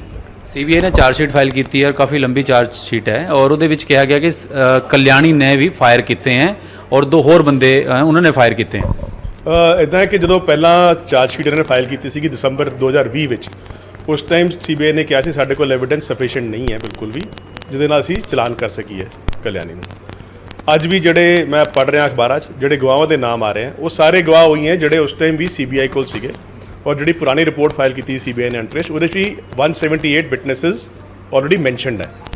ਸੋ ਜੇ ਉਹਦੇ ਬਾਅਦ ਅੱਜ ਕੋਈ ਨਵੇਂ ਗਵਾਹ ਲੈ ਆਏ ਹਨ 2 ਤਾਂ ਕੋਈ ਕਹਿ ਨਹੀਂ ਸਕਦਾ, ਪਰ ਸੀਬੀਆਈ ਨੇ ਇਹ ਵੀ ਕੋਰਟ 'ਚ ਕਹਿਣ ਦੀ ਕੋਸ਼ਿਸ਼ ਕੀਤੀ ਸਾਡੇ ਕੋਲ ਆਈ ਵਿਟਨੈਸ ਹੈਗਾ, ਹਾਈ ਕੋਰਟ ਨੂੰ ਦੱਸਣ ਦੀ ਕੋਸ਼ਿਸ਼ ਕੀਤੀ ਸੀ ਔਰ ਕੋਈ ਉਹਨਾਂ ਨੇ ਬਿਆਨ ਵੀ ਪੇਸ਼ ਕੀਤਾ ਜੱਜ ਸਾਹਿਬ ਕੋਲ, ਜਿਹਨੂੰ ਦੇਖ ਕੇ ਜੱਜ ਸਾਹਿਬ ਨੇ ਹੈਰਾਨੀ ਪ੍ਰਗਟ ਕੀਤੀ ਸੀਗੀ ਕਿ 7 ਸਾਲ ਬਾਅਦ ਵੀ ਨਵਾਂ ਗਵਾਹ ਸਕਦਾ ਕੋਈ ਤੁਹਾਡੇ ਕੋਲ, ਨਵੀਂ ਗੱਲ ਕਰ ਰਹੇ ਹੋ ਤੁਸੀਂ। ਤੇ ਹੁਣ ਆਰਡਰ ਆਏਗਾ ਉਸ ਤੋਂ ਸਾਫ਼ ਜ਼ਾਹਿਰ ਹੋਏਗਾ ਕਿ ਵਾਕਈ ਕੋਈ ਗਵਾਹ ਹੈ ਜਿਹੜਾ ਨਵਾਂ ਬਣਾਇਆ ਇਹਨਾਂ ਨੇ ਕਿ ਨਹੀਂ ਬਣਾਇਆ। ਜੇ ਹੋਏਗਾ ਤਾਂ ਬਣਾਇਆ ਹੋਇਆ ਗਵਾਹ ਹੀ ਮਿਲੇਗਾ ਕਿਉਂਕਿ 7 ਸਾਲ ਬਾਅਦ ਨਵਾਂ ਗਵਾਹ ਇੱਕਦਮ ਕਿਤੋਂ ਉਤਪੰਨ ਹੋ ਜਾਣਾ। ਅਨਾਉਂਸਮੈਂਟ ਵਿੱਚ ਇਹੀ ਕਿਹਾ ਕਿ ਉਹਨਾਂ ਨੇ ਸੀਬੀਆਈ ਨੂੰ ਕੁਝ ਡਾਇਰੈਕਸ਼ਨ ਦਿੱਤੀਆਂ ਤੇ ਬੇਲ ਕਨਫਰਮ ਕਰਤੀ ਹੈ। ਤੇ ਸਾਨੂੰ ਥੋੜੀ ਡਿਸਅਪਾਇੰਟਮੈਂਟ ਇਸ ਲਈ ਹੈ ਕਿ ਕੱਲ ਸੀਬੀਆਈ ਨੇ ਚਾਰਜ ਸ਼ੀਟ ਫਾਈਲ ਕੀਤੀ। ਚਾਰਜ ਸ਼ੀਟ ਹੁੰਦੀ ਹੈ ਕਿ ਸਾਰਾ ਐਵੀਡੈਂਸ ਜਿਹੜਾ 7 ਸਾਲ ਵਿੱਚ ਸੀਬੀਆਈ ਨੇ ਇਕੱਠਾ ਕੀਤਾ ਹੈ ਉਹ ਕੋਰਟ ਅੱਗੇ ਰੱਖਿਆ ਹੈ। ਆਰਡੀਨਰਲੀ ਜਿਹੜੇ 90 ਦਿਨ ਹੁੰਦੇ ਆ ਇਹ ਇਨਵੈਸਟੀਗੇਸ਼ਨ ਦੇ ਦਿਨ ਹੁੰਦੇ ਆ ਤੇ ਜੇ 90 ਦਿਨ ਵੀ ਸੀਬੀਆਈ ਜਾਂ ਕੋਈ ਵੀ ਇਨਵੈਸਟੀਗੇਟਿੰਗ ਏਜੰਸੀ ਚਲਾਨ ਫਾਈਲ ਨਹੀਂ ਕਰਦੀ, ਚਾਰਜ ਸ਼ੀਟ ਫਾਈਲ, ਉਦੋਂ ਬੇਲ ਮਿਲ ਜਾਂਦੀ ਹਰ ਕਿਸੇ ਨੂੰ। ਇਸੇ ਲਈ 90 ਦਿਨ ਦੇ ਅੰਦਰ ਸੀਬੀਆਈ ਨੇ ਚਲਾਨ ਫਾਈਲ ਕਰਤਾ।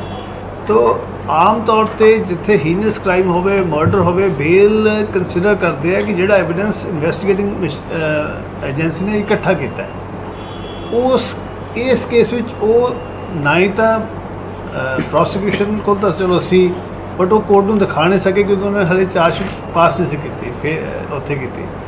पटिशनर कल्याणी सिंह के लॉयर्स को भी मटीरियल नहीं सी, उन्होंने सिर्फ इसलिए बहस की कि साडी अनट्रेस रिपोर्ट सीबीआई ने पहला 2 साल दी हो इस करके सानू बेल दे दो। लुक्स लाइक कि वही कंसीडरेशन वे किया कोर्ट नाल। साडी रिक्वेस्ट सी कि जिहड़ा एविडेंस आना है सीबीआई कह रही है ओदी वेट कर लो, कोर्ट ने ओदी वेट नहीं की। खैर इस मामले ਦੇ ਵਿੱਚ ਵੱਡੀ ਅਪਡੇਟ ਇਸ ਸਮੇਂ ਹੀ ਹੈ, 2 ਚੀਜ਼ਾਂ ਨੇ। ਇੱਕ ਤਾਂ ਕਲਿਆਣੀ ਸਿੰਘ ਨੂੰ ਜ਼ਮਾਨਤ ਮਿਲ ਚੁੱਕੀ ਹੈ, ਦੂਜੀ ਸੀਬੀਆਈ ਦੀ ਜਾਂਚ ਦੇ ਵਿੱਚ ਕਲਿਆਣੀ ਸਿੰਘ ਦੇ ਉੱਤੇ ਸਿੱਧੇ ਹੁਣ ਇਲਜ਼ਾਮ ਨੇ ਕਿ ਉਸਨੇ ਗੋਲੀਆਂ ਚਲਾਈਆਂ ਨੇ। 2 ਗੋਲੀਆਂ ਸੀਪੀ ਸਿੱਧੂ ਨੂੰ ਮਾਰੀਆਂ ਜਿਸ ਦੀ ਵਜ੍ਹਾ ਨਾਲ ਉਸਦੀ ਮੌਤ ਹੋ ਗਈ। 2015 ਦਾ ਪੂਰਾ ਮਾਮਲਾ ਤੇ ਇਸ ਜਾਂਚ ਜਾਂ ਫਿਰ ਸੀਬੀਆਈ ਦੀ ਥਿਊਰੀ ਦੇ ਉੱਤੇ ਵੀ ਕਲਿਆਣੀ ਸਿੰਘ ਦੇ ਵਕੀਲ ਸਵਾਲ ਚੁੱਕ ਰਹੇ ਨੇ। ਹੁਣ ਅੱਗੇ ਰੁਕ ਕਰਦੇ ਹਾਂ ਤੇ ਦਿਨ ਦੀ ਸਭ ਤੋਂ ਵੱਡੀ ਖਬਰ ਦਾ ਰੁਕ ਕਰਦੇ ਹਾਂ। ਇਹ ਖਬਰ ਜੁੜੀ ਹੋਈ ਹੈ ਦਹਿਸ਼ਤਗਰਦ ਲਖਬੀਰ ਲੰਡਾ ਦੀ ਸਾਜ਼ਿਸ਼ ਦੇ ਨਾਲ ਜਿਸ ਨੂੰ ਨਾਕਾਮ ਕਰ ਦਿੱਤਾ ਗਿਆ। ਜਿਹਾਂ ਲਖਬੀਰ ਲੰਡਾ ਦਾ ਗੁਰਗਾ ਅਨਮੋਲਦੀਪ ਸੋਨੀ ਕਾਬੂ ਕਰ ਲਿਆ ਗਿਆ ਹੈ। ਪੰਜਾਬ ਦੇ ਵਿੱਚ ਲਗਾਤਾਰ ਐਕਸ਼ਨ ਇਸ ਸਮੇਂ ਜ਼ਰੂਰ ਹੁੰਦਾ ਹੋਇਆ ਨਜ਼ਰ ਆ ਰਿਹਾ, ਦਹਿਸ਼ਤਗਰਦਾਂ ਦੇ ਖਿਲਾਫ ਤੇ ਦੂਜਾ ਗੈਂਗਸਟਰਾਂ ਦੇ ਖਿਲਾਫ ਤੇ ਤੀਜਾ ਇਹਨਾਂ ਦੇ ਨੈਕਸਸ ਦੇ ਖਿਲਾਫ। ਅਨਮੋਲਦੀਪ ਸੋਨੀ ਖਰੜ ਤੋਂ ਕਾਬੂ ਕੀਤਾ ਗਿਆ। ਆਪਣੀ ਮਹਿਲਾ ਫਰੈਂਡ ਦੇ ਨਾਲ ਇੱਕ ਫਲੈਟ ਦੇ ਵਿੱਚ ਲੁਕਿਆ ਹੋਇਆ ਸੀ। ਇਹ ਮੁਲਜ਼ਮ ਤਰਨਤਾਰਨ ਦਾ ਹਾਲਾਂਕਿ ਰਹਿਣ ਵਾਲਾ ਹੈ ਤੇ ਮੁਹਾਲੀ ਡਿਸਟ੍ਰਿਕਟ ਦੇ ਵਿੱਚੋਂ ਇਸ ਨੂੰ ਕਾਬੂ ਕੀਤਾ ਗਿਆ, ਚੰਡੀਗੜ੍ਹ ਦੇ ਨੇੜੇ ਤੋਂ ਖਰੜ ਤੋਂ। ਤੇ ਲੰਡੇ ਦੇ ਇਸ਼ਾਰੇ ਦੇ ਉੱਤੇ ਹੀ ਨਸ਼ਾ ਅਤੇ ਹਥਿਆਰ ਸਪਲਾਈ ਇਹ ਅਨਮੋਲਦੀਪ ਸੋਨੀ ਕਰਦਾ ਸੀ। ਤੇ ਪੁਲਿਸ ਪੁੱਛਗਿੱਛ ਦੇ ਵਿੱਚ ਇਸਨੇ ਵੀ ਦੱਸਿਆ ਕਿ ਵੱਡੀ ਸਾਜ਼ਿਸ਼ ਨੂੰ ਅੰਜਾਮ ਦੇਣ ਦੀ ਤਿਆਰੀ ਦੇ ਵਿੱਚ ਸੀ, ਫਿਰਾਕ ਦੇ ਵਿੱਚ ਸੀ ਲੰਡਾ। ਕਈ ਨੌਜਵਾਨਾਂ ਨੂੰ ਪੰਜਾਬ ਦੇ ਵਿੱਚ ਟ੍ਰੇਨਿੰਗ ਦਿੱਤੀ ਜਾ ਰਹੀ ਸੀ। ਇਹ ਬਹੁਤ ਸੀਰੀਅਸ ਐਲੀਗੇਸ਼ਨਸ ਦੀਆਂ ਕਹੀਏ ਕਿ ਖੁਲਾਸਾ ਇਸ ਸਮੇਂ ਪੁਲਿਸ ਦੀ ਜਾਂਚ ਦੇ ਵਿੱਚ ਹੋਇਆ ਹੈ ਕਿ ਟ੍ਰੇਨਿੰਗ ਦਿੱਤੀ ਜਾ ਰਹੀ ਸੀ ਬਹੁਤ ਸਾਰੇ ਨੌਜਵਾਨਾਂ ਨੂੰ। ਕੋਈ ਵੱਡੀ ਸਾਜ਼ਿਸ਼ ਘੜੀ ਜਾ ਰਹੀ ਸੀ। ਕਿਸ ਦੇ ਖਿਲਾਫ ਕੌਣ ਕਰ ਰਿਹਾ ਸੀ, ਕਿਉਂ ਘੜੀ ਜਾ ਰਹੀ ਸੀ ਲੰਡੇ ਦੇ ਵੱਲੋਂ, ਇਹ ਪੂਰੀ ਸਾਜ਼ਿਸ਼ ਕਈ ਸਵਾਲ ਨੇ। ਹੌਲੀ ਹੌਲੀ ਅਨਮੋਲਦੀਪ ਸਭ ਕੁਝ ਬੋਲੇਗਾ ਪੁਲਿਸ ਦੀ ਇਸ ਪੁੱਛ ਪੜਤਾਲ ਦੇ ਵਿੱਚ। ਸਦਾ ਰੁਕ ਕਰਦੇ ਹਾਂ, ਸਾਡੇ ਸਹਿਯੋਗੀ ਇਸ ਸਮੇਂ ਫੋਨ ਲਾਈਨ ਤੇ ਸਾਡੇ ਨਾਲ ਨੇ, ਮਨੋਜ ਰਾਠੀ, ਉਹਨਾਂ ਦਾ ਰੁਕ ਕਰਾਂਗੇ। ਮਨੋਜ, ਕੀ ਕੁਝ ਤੁਹਾਡੇ ਕੋਲ ਜਾਣਕਾਰੀ? ਇੱਕ ਵੱਡੀ ਕਾਮਯਾਬੀ ਇਸ ਨੂੰ ਲਾਜ਼ਮੀ ਤੌਰ ਤੇ ਕਿਹਾ ਜਾ ਰਿਹਾ, ਪਰ ਬਹੁਤ ਵੱਡੀ ਖਬਰ ਇਹ ਨਜ਼ਰ ਆ ਰਹੀ ਹੈ ਕਿ ਟ੍ਰੇਨਿੰਗ ਦਿੱਤੀ ਜਾ ਰਹੀ ਸੀ ਪੰਜਾਬ 'ਚ। ਕਿਵੇਂ ਤੇ ਕਿੱਥੇ, ਕਿਸ ਨੂੰ ਟ੍ਰੇਨਿੰਗ ਦਿੱਤੀ ਜਾ ਰਹੀ ਹੈ ਪੰਜਾਬ 'ਚ? ਦੇਖੋ ਗੌਰਵ, ਜਿਹੜੀ ਅਰੈਸਟ ਹੋਈ ਹੈ, ਚਾਹੇ ਉਹ ਅਨਮੋਲਦੀਪ ਹੋਵੇ, ਹੁਣੇ ਜਿਹੜਾ ਖਰੜ ਤੋਂ ਇਹਨੂੰ ਅਰੈਸਟ ਕੀਤਾ ਹੈ, ਖਰੜ ਦੇ ਇੱਕ ਸੁਸਾਇਟੀ 'ਚ ਰਹਿ ਰਿਹਾ ਸੀਗਾ ਆਪਣੀ ਗਰਲਫ੍ਰੈਂਡ ਦੇ ਨਾਲ। ਜਿਹੜੀ ਇਹਦੇ ਕੋਲੋਂ ਜਿਹੜੀ ਪੁੱਛਗਿੱਛ ਕਈ ਗੱਲਾਂ ਸਾਹਮਣੇ ਆਈਆਂ। ਪਹਿਲੀ ਗੱਲ ਕਿ ਨਛੱਤਰ ਸਿੰਘ ਜਿਹੜਾ ਫੜਿਆ ਗਿਆ ਸੀਗਾ ਉਹ ਵੀ ਲੰਡਾ ਦਾ ਸਾਥੀ ਹੈ। ਜਿਹੜਾ ਨਛੱਤਰ ਸਿੰਘ ਪਹਿਲਾਂ ਫੜਿਆ ਗਿਆ ਸੀ, ਸ਼ਾਹਬਾਦ 'ਚ ਜਿਹੜੇ ਐਕਸਪਲੋਸਿਵ ਤੇ ਡੈਟੋਨੇਟਰ ਤੇ ਬੈਟਰੀਜ਼ ਮਿਲੀ ਸੀ ਕਿ ਪਤਾ ਧਮਾਕਾ ਕਰਨ ਦੀ ਜਿਹੜੀ ਸਾਜ਼ਿਸ਼ ਹੈ ਉਹਦੇ ਵਿੱਚ ਵੀ ਇਹ ਸ਼ਾਮਿਲ ਸੀਗਾ, ਅਨਮੋਲਦੀਪ ਸ਼ਾਮਿਲ ਸੀਗਾ। ਜਿਹੜੇ ਪੁਲਿਸ ਸੋਰਸਿਸ ਹੁਣ ਜਾਣਕਾਰੀ ਦੇ ਰਹੇ ਕਿ ਜਿਹੜਾ ਆਰਪੀਜੀ ਅਟੈਕ ਹੋਇਆ ਸੀ, ਆਰਪੀਜੀ ਅਟੈਕ ਜਿਹੜਾ ਸਟੇਟ ਇੰਟੈਲੀਜੈਂਸ ਹੈਡਕੁਆਰਟਰ 'ਚ ਹੋਇਆ ਸੀਗਾ, ਉਹਦੇ ਵਿੱਚ ਵੀ ਲੰਡਾ ਦੀ ਇਨਵੋਲਵਮੈਂਟ ਸੀਗੀ। ਆਤੰਕੀ ਰਿੰਦਾ ਤੇ ਲੰਡਾ, ਇਹ ਦੋਵਾਂ ਦੀ ਜਿਹੜੀ ਹੈਗੀ ਇਨਵੋਲਵਮੈਂਟ ਸੀਗੀ। ਤੇ ਇਹਨਾਂ ਦੇ ਜਿਹੜੇ ਗੁਰਗੇ ਹੈ, ਚਾਹੇ ਅਨਮੋਲਦੀਪ ਹੋਵੇ ਜਿਹੜਾ ਫੜਿਆ ਗਿਆ ਹੈ, ਚਾਹੇ ਨਛੱਤਰ ਸਿੰਘ ਹੋਵੇ, ਇਹਨਾਂ ਦੀ ਵੀ ਇਨਵੋਲਵਮੈਂਟ ਸਾਹਮਣੇ ਰਹੀ ਹੈ। ਬਹੁਤ ਵੱਡੀ ਖਬਰ ਹੈ, ਇਹਨਾਂ ਦੀ ਵੀ ਇਨਵੋਲਵਮੈਂਟ ਸਾਹਮਣੇ ਰਹੀ ਹੈ। ਜਿਹੜੀ ਵੀ ਕੰਸਾਈਨਮੈਂਟ ਆਉਂਦੀ ਹੈ ਉਹਨਾਂ ਨੂੰ ਪਹੁੰਚਾਉਣ ਵਾਸਤੇ ਇਹਨਾਂ ਦੀ ਜਿਹੜੀ ਮਦਦ ਲਿੱਤੀ ਜਾਂਦੀ ਹੈ ਤੇ ਇਹਨਾਂ ਨੂੰ ਪੈਸਾ ਜਿਹੜਾ ਹੈ ਉਹ ਦਿੱਤਾ ਜਾਂਦਾ ਸੀ। ਕਾਫੀ ਲੰਬੇ ਪੁਲਿਸ ਇਹਦੀ ਭਾਲ ਕਰ ਰਹੀ ਸੀ ਕਿ ਆਖਿਰ ਵਿਦੇਸ਼ 'ਚ ਬੈਠਾ ਲਖਬੀਰ ਸਿੰਘ ਲੰਡਾ ਕਿਸ ਤਰ੍ਹਾਂ ਇਹ ਨੈਕਸਸ ਚਲਾ ਰਿਹਾ, ਕਿਹੜੇ ਲੋਕ ਇਹਨਾਂ ਦੀ ਜਿਹੜੀ ਇਨਵੋਲਵਮੈਂਟ ਹੈਗੀ ਹੈ। ਤੇ ਇੱਕ ਅਨਮੋਲਦੀਪ ਉਹ ਹੈਗਾ ਜੋ ਲਗਾਤਾਰ ਜਿਹੜੇ ਵੀ ਕ੍ਰਾਸ ਬਾਰਡਰ ਤੋਂ ਤਸਕਰੀ ਹੋ ਰਹੀ ਹੈ, ਐਕਸਪਲੋਸਿਵ ਦੀ, ਡਰੱਗਸ ਦੀ, ਦੀ, ਇਹ ਅਨਮੋਲਦੀਪ ਕਰਦਾ ਸੀਗਾ। ਆਰਪੀਜੀ ਅਟੈਕ ਮਾਮਲੇ 'ਚ ਵੀ ਦਾ ਨਾਂ ਸਾਹਮਣੇ ਆ ਰਿਹਾ ਹੈ। ਨਛੱਤਰ ਸਿੰਘ ਦੇ ਨਾਲ ਜਿਹੜੀ ਹੁਣ ਤੁਸੀਂ ਟ੍ਰੇਨਿੰਗ ਦੀ ਗੱਲ ਕਰ ਰਹੇ ਹੋ, ਟ੍ਰੇਨਿੰਗ ਦਾ ਵੀ ਖੁਲਾਸਾ ਹੋਇਆ ਹੈ ਕਿ ਕਰੀਬ 24 ਤੋਂ 25 ਜਿਹੜੇ ਨੌਜਵਾਨ ਨੇ ਉਹਨਾਂ ਨੂੰ ਟ੍ਰੇਨਿੰਗ ਦਿੱਤੀ ਜਾ ਰਹੀ ਸੀ। ਟ੍ਰੇਨਿੰਗ ਦੀ ਇੱਕ ਵੱਡੀ ਸਾਜ਼ਿਸ਼ ਨੂੰ ਅੰਜਾਮ ਦੇਣਾ ਸੀ, ਵੱਡੀ ਵਾਰਦਾਤ ਨੂੰ। ਪੰਜਾਬ ਹੀ ਨਹੀਂ ਬਲਕਿ ਪੰਜਾਬ ਦੇ ਨਾਲ ਜਿਹੜੇ ਦੂਜੇ ਸਟੇਟਸ ਨੇ, ਹਰਿਆਣਾ, ਰਾਜਸਥਾਨ, ਦਿੱਲੀ, ਉੱਥੇ ਵੀ ਵੱਡੀ ਸਾਜ਼ਿਸ਼ ਨੂੰ ਅੰਜਾਮ ਦੇਣ ਦੀ ਪੂਰੀ ਫਿਰਾਕ ਸੀਗੇ। ਹਾਲਾਂਕਿ ਉਸ ਤੋਂ ਪਹਿਲਾਂ ਪੁਲਿਸ ਨੇ ਇੱਕ ਟੈਕਨੀਕਲੀ ਕਾਲ ਡਿਟੇਲ ਜਿਹੜੀ ਹੈ ਕੰਗਾਲੀ ਗਈ, ਕਾਲ ਡਿਟੇਲ ਤੋਂ ਨਾਲ ਡਾਟਾ ਜਿਹੜਾ ਰਿਕਵਰ ਕੀਤਾ ਗਿਆ ਔਰ ਉਸ ਤੋਂ ਬਾਅਦ ਇਹਨੂੰ ਟ੍ਰੇਸ ਕੀਤਾ ਗਿਆ। ਟ੍ਰੇਸ ਕਰਨ ਤੋਂ ਬਾਅਦ ਇਹ ਵੀ ਜਿਹੜੀ ਕਾਲ ਲੋਕੇਸ਼ਨ ਆਈ ਖਰੜ ਦੀ ਇੱਕ ਸੁਸਾਇਟੀ ਹੈ, ਉੱਥੇ ਦੀ ਜਾ ਕੇ ਇਹਨੂੰ ਕਾਬੂ ਕੀਤਾ ਗਿਆ। ਇਹਦੀ ਗਰਲਫ੍ਰੈਂਡ ਜਿਹੜੀ ਹੈ ਉਹਨੂੰ ਵੀ ਕਾਬੂ ਕੀਤਾ ਇਹਦੇ ਨਾਲ। ਹਾਲਾਂਕਿ ਉਹਦੇ ਕੋਲੋਂ ਵੀ ਪੁੱਛਗਿੱਛ ਹੋ ਰਹੀ ਹੈ, ਦੱਸਿਆ ਜਾ ਰਿਹਾ ਕਿ ਉਹਦੇ ਖਿਲਾਫ ਵੀ ਮਾਮਲਾ ਦਰਜ ਕਰ ਲਿਆ ਗਿਆ, ਲੇਕਿਨ ਇਹਦੇ ਕੋਲੋਂ ਪੁੱਛਗਿੱਛ 'ਚ ਬਹੁਤ ਚੀਜ਼ਾਂ ਨਿਕਲ ਕੇ ਆਈ ਹੈ। ਹੈਰੋਇਨ ਇਹਦੇ ਤੋਂ ਰਿਕਵਰ ਹੋਈ ਹੈ, ਹੈਰੋਇਨ ਦੀ ਰਿਕਵਰੀ ਜਿਹੜੀ ਹੈ ਦਿਖਾਈ ਗਈ ਹੈ। ਉਸ ਤੋਂ ਇਲਾਵਾ ਜੀ ਹੋਰ ਸਟੇਟ ਆਪਰੇਸ਼ਨ ਸੈੱਲ ਦੀ ਜਿਹੜੀ ਟੀਮ ਹੈ ਉਹ ਤਰਨਤਾਰਨ ਪਹੁੰਚੀ ਹੋਈ ਹੈ, ਇਹਦੇ ਜਿਹੜੇ ਘਰ ਹੈ ਉੱਥੇ ਪਹੁੰਚੀ ਹੋਈ ਹੈ, ਕਿਉਂਕਿ ਦੱਸਿਆ ਜਾ ਰਿਹਾ ਹੈ ਕਿ ਉਹਦੇ ਬਿਲਕੁਲ ਤਰਨਤਾਰਨ ਦੇ ਨੇੜੇ ਜਾਂ ਫਿਰ ਅੰਮ੍ਰਿਤਸਰ ਦੇ ਜਿਹੜੇ ਬਾਰਡਰ ਬੈਲਟ ਦੇ ਏਰੀਏ ਉੱਥੇ ਇਹ ਕਾਫੀ ਐਕਟਿਵ ਸੀਗਾ। ਇਹਦੇ ਹੋਰ ਬੰਦੇ ਹਾਲਾਂਕਿ ਹੁਣ ਵੀ ਜਿਹੜੀ ਲਗਾਤਾਰ ਇਨਵੈਸਟੀਗੇਸ਼ਨ ਕਰ ਰਹੀ ਹੈ ਪੁਲਿਸ। ਜੀ ਬਿਲਕੁਲ, ਪੁਲਿਸ ਦੇ ਸਾਹਮਣੇ ਬਹੁਤ ਸਾਰੇ ਸਵਾਲ ਇਸ ਸਮੇਂ ਜ਼ਰੂਰ ਨੇ। ਸ਼ੁਕਰੀਆ ਮਨੋਜ, ਧੰਨਵਾਦ ਸਾਡੇ ਨਾਲ ਜੁੜਨ ਦੇ ਲਈ, ਇਸ ਪੂਰੀ ਗੱਲਬਾਤ ਦੇ ਲਈ। ਪੁਲਿਸ ਜਾਂਚ ਦੇ ਵਿੱਚ ਹੋਰ ਕੀ ਕੁਝ ਖੁਲਾਸੇ ਹੁੰਦੇ ਨੇ ਉਸ ਦੇ ਉੱਤੇ ਨਜ਼ਰ ਰਹੇਗੀ। ਪਰ ਜੇਕਰ 24 ਤੋਂ 25 ਨੌਜਵਾਨਾਂ ਨੂੰ ਟ੍ਰੇਨਿੰਗ ਦਿੱਤੀ ਜਾ ਰਹੀ ਹੈ ਤਾਂ ਉਹ ਟ੍ਰੇਨਿੰਗ ਕਿਸ ਤਰੀਕੇ ਦੀ? ਆਮ ਤੌਰ ਤੇ ਜਿਹੜੇ ਟ੍ਰੇਨਿੰਗ ਸ਼ਬਦ ਦਾ ਇਸਤੇਮਾਲ ਹੁੰਦਾ ਹੈ ਤੇ ਕਿਹਾ ਜਾਂਦਾ ਹੈ ਕਿ ਜਾਂ ਤਾਂ POK ਦੇ ਵਿੱਚ ਦਿੱਤੀ ਜਾਂਦੀ ਹੈ, ਯਾਨੀ ਕਿ ਪਾਕਿਸਤਾਨ ਆਕਿਊਪਾਈਡ ਕਸ਼ਮੀਰ ਦੇ ਵਿੱਚ। ਇਹ ਮੈਂ ਟ੍ਰੇਨਿੰਗ ਦਾ ਇਸ ਕਰਕੇ ਜ਼ਿਕਰ ਕਰ ਰਿਹਾ ਕਿ ਉੱਥੇ ਗੋਲੀਆਂ ਚਲਾਉਣ ਦੀ, ਜਿਹੜੇ ਦਹਿਸ਼ਤਗਰਦਾਂ ਨੂੰ ਜਿਹੜੇ ਟ੍ਰੇਨਿੰਗ ਦਿੰਦੇ ਨੇ ਦਹਿਸ਼ਤਗਰਦ ਪਾਕਿਸਤਾਨ ਦੇ ਵਿੱਚ ਬੈਠੇ ਹੋਏ। ਕਿ ਪੰਜਾਬ ਦੇ ਵਿੱਚ ਇਸ ਤਰੀਕੇ ਦੀ ਕੋਈ ਟ੍ਰੇਨਿੰਗ ਦਿੱਤੀ ਗਈ, ਹਥਿਆਰ ਚਲਾਉਣ ਦੀ ਟ੍ਰੇਨਿੰਗ ਦਿੱਤੀ ਗਈ, ਕੋਈ ਪਿਸਟਲ ਚਲਾਉਣ ਦੀ ਟ੍ਰੇਨਿੰਗ ਦਿੱਤੀ ਗਈ, ਜਾਂ ਹੋਰ ਹਥਿਆਰ ਕੋਈ ਚਲਾਉਣ ਦੀ ਟ੍ਰੇਨਿੰਗ ਦਿੱਤੀ ਗਈ? ਕੌਣ ਦੇ ਰਿਹਾ, ਕਿੱਥੇ ਦੇ ਰਿਹਾ, ਇੱਕ ਵੱਡਾ ਸਵਾਲ ਹੈ। ਖੈਰ ਪੁਲਿਸ ਦੀ ਜਾਂਚ ਦੇ ਵਿੱਚ ਉਮੀਦ ਹੈ ਕਿ ਬਹੁਤ ਸਾਰੇ ਖੁਲਾਸੇ ਹੋ ਸਕਦੇ ਨੇ।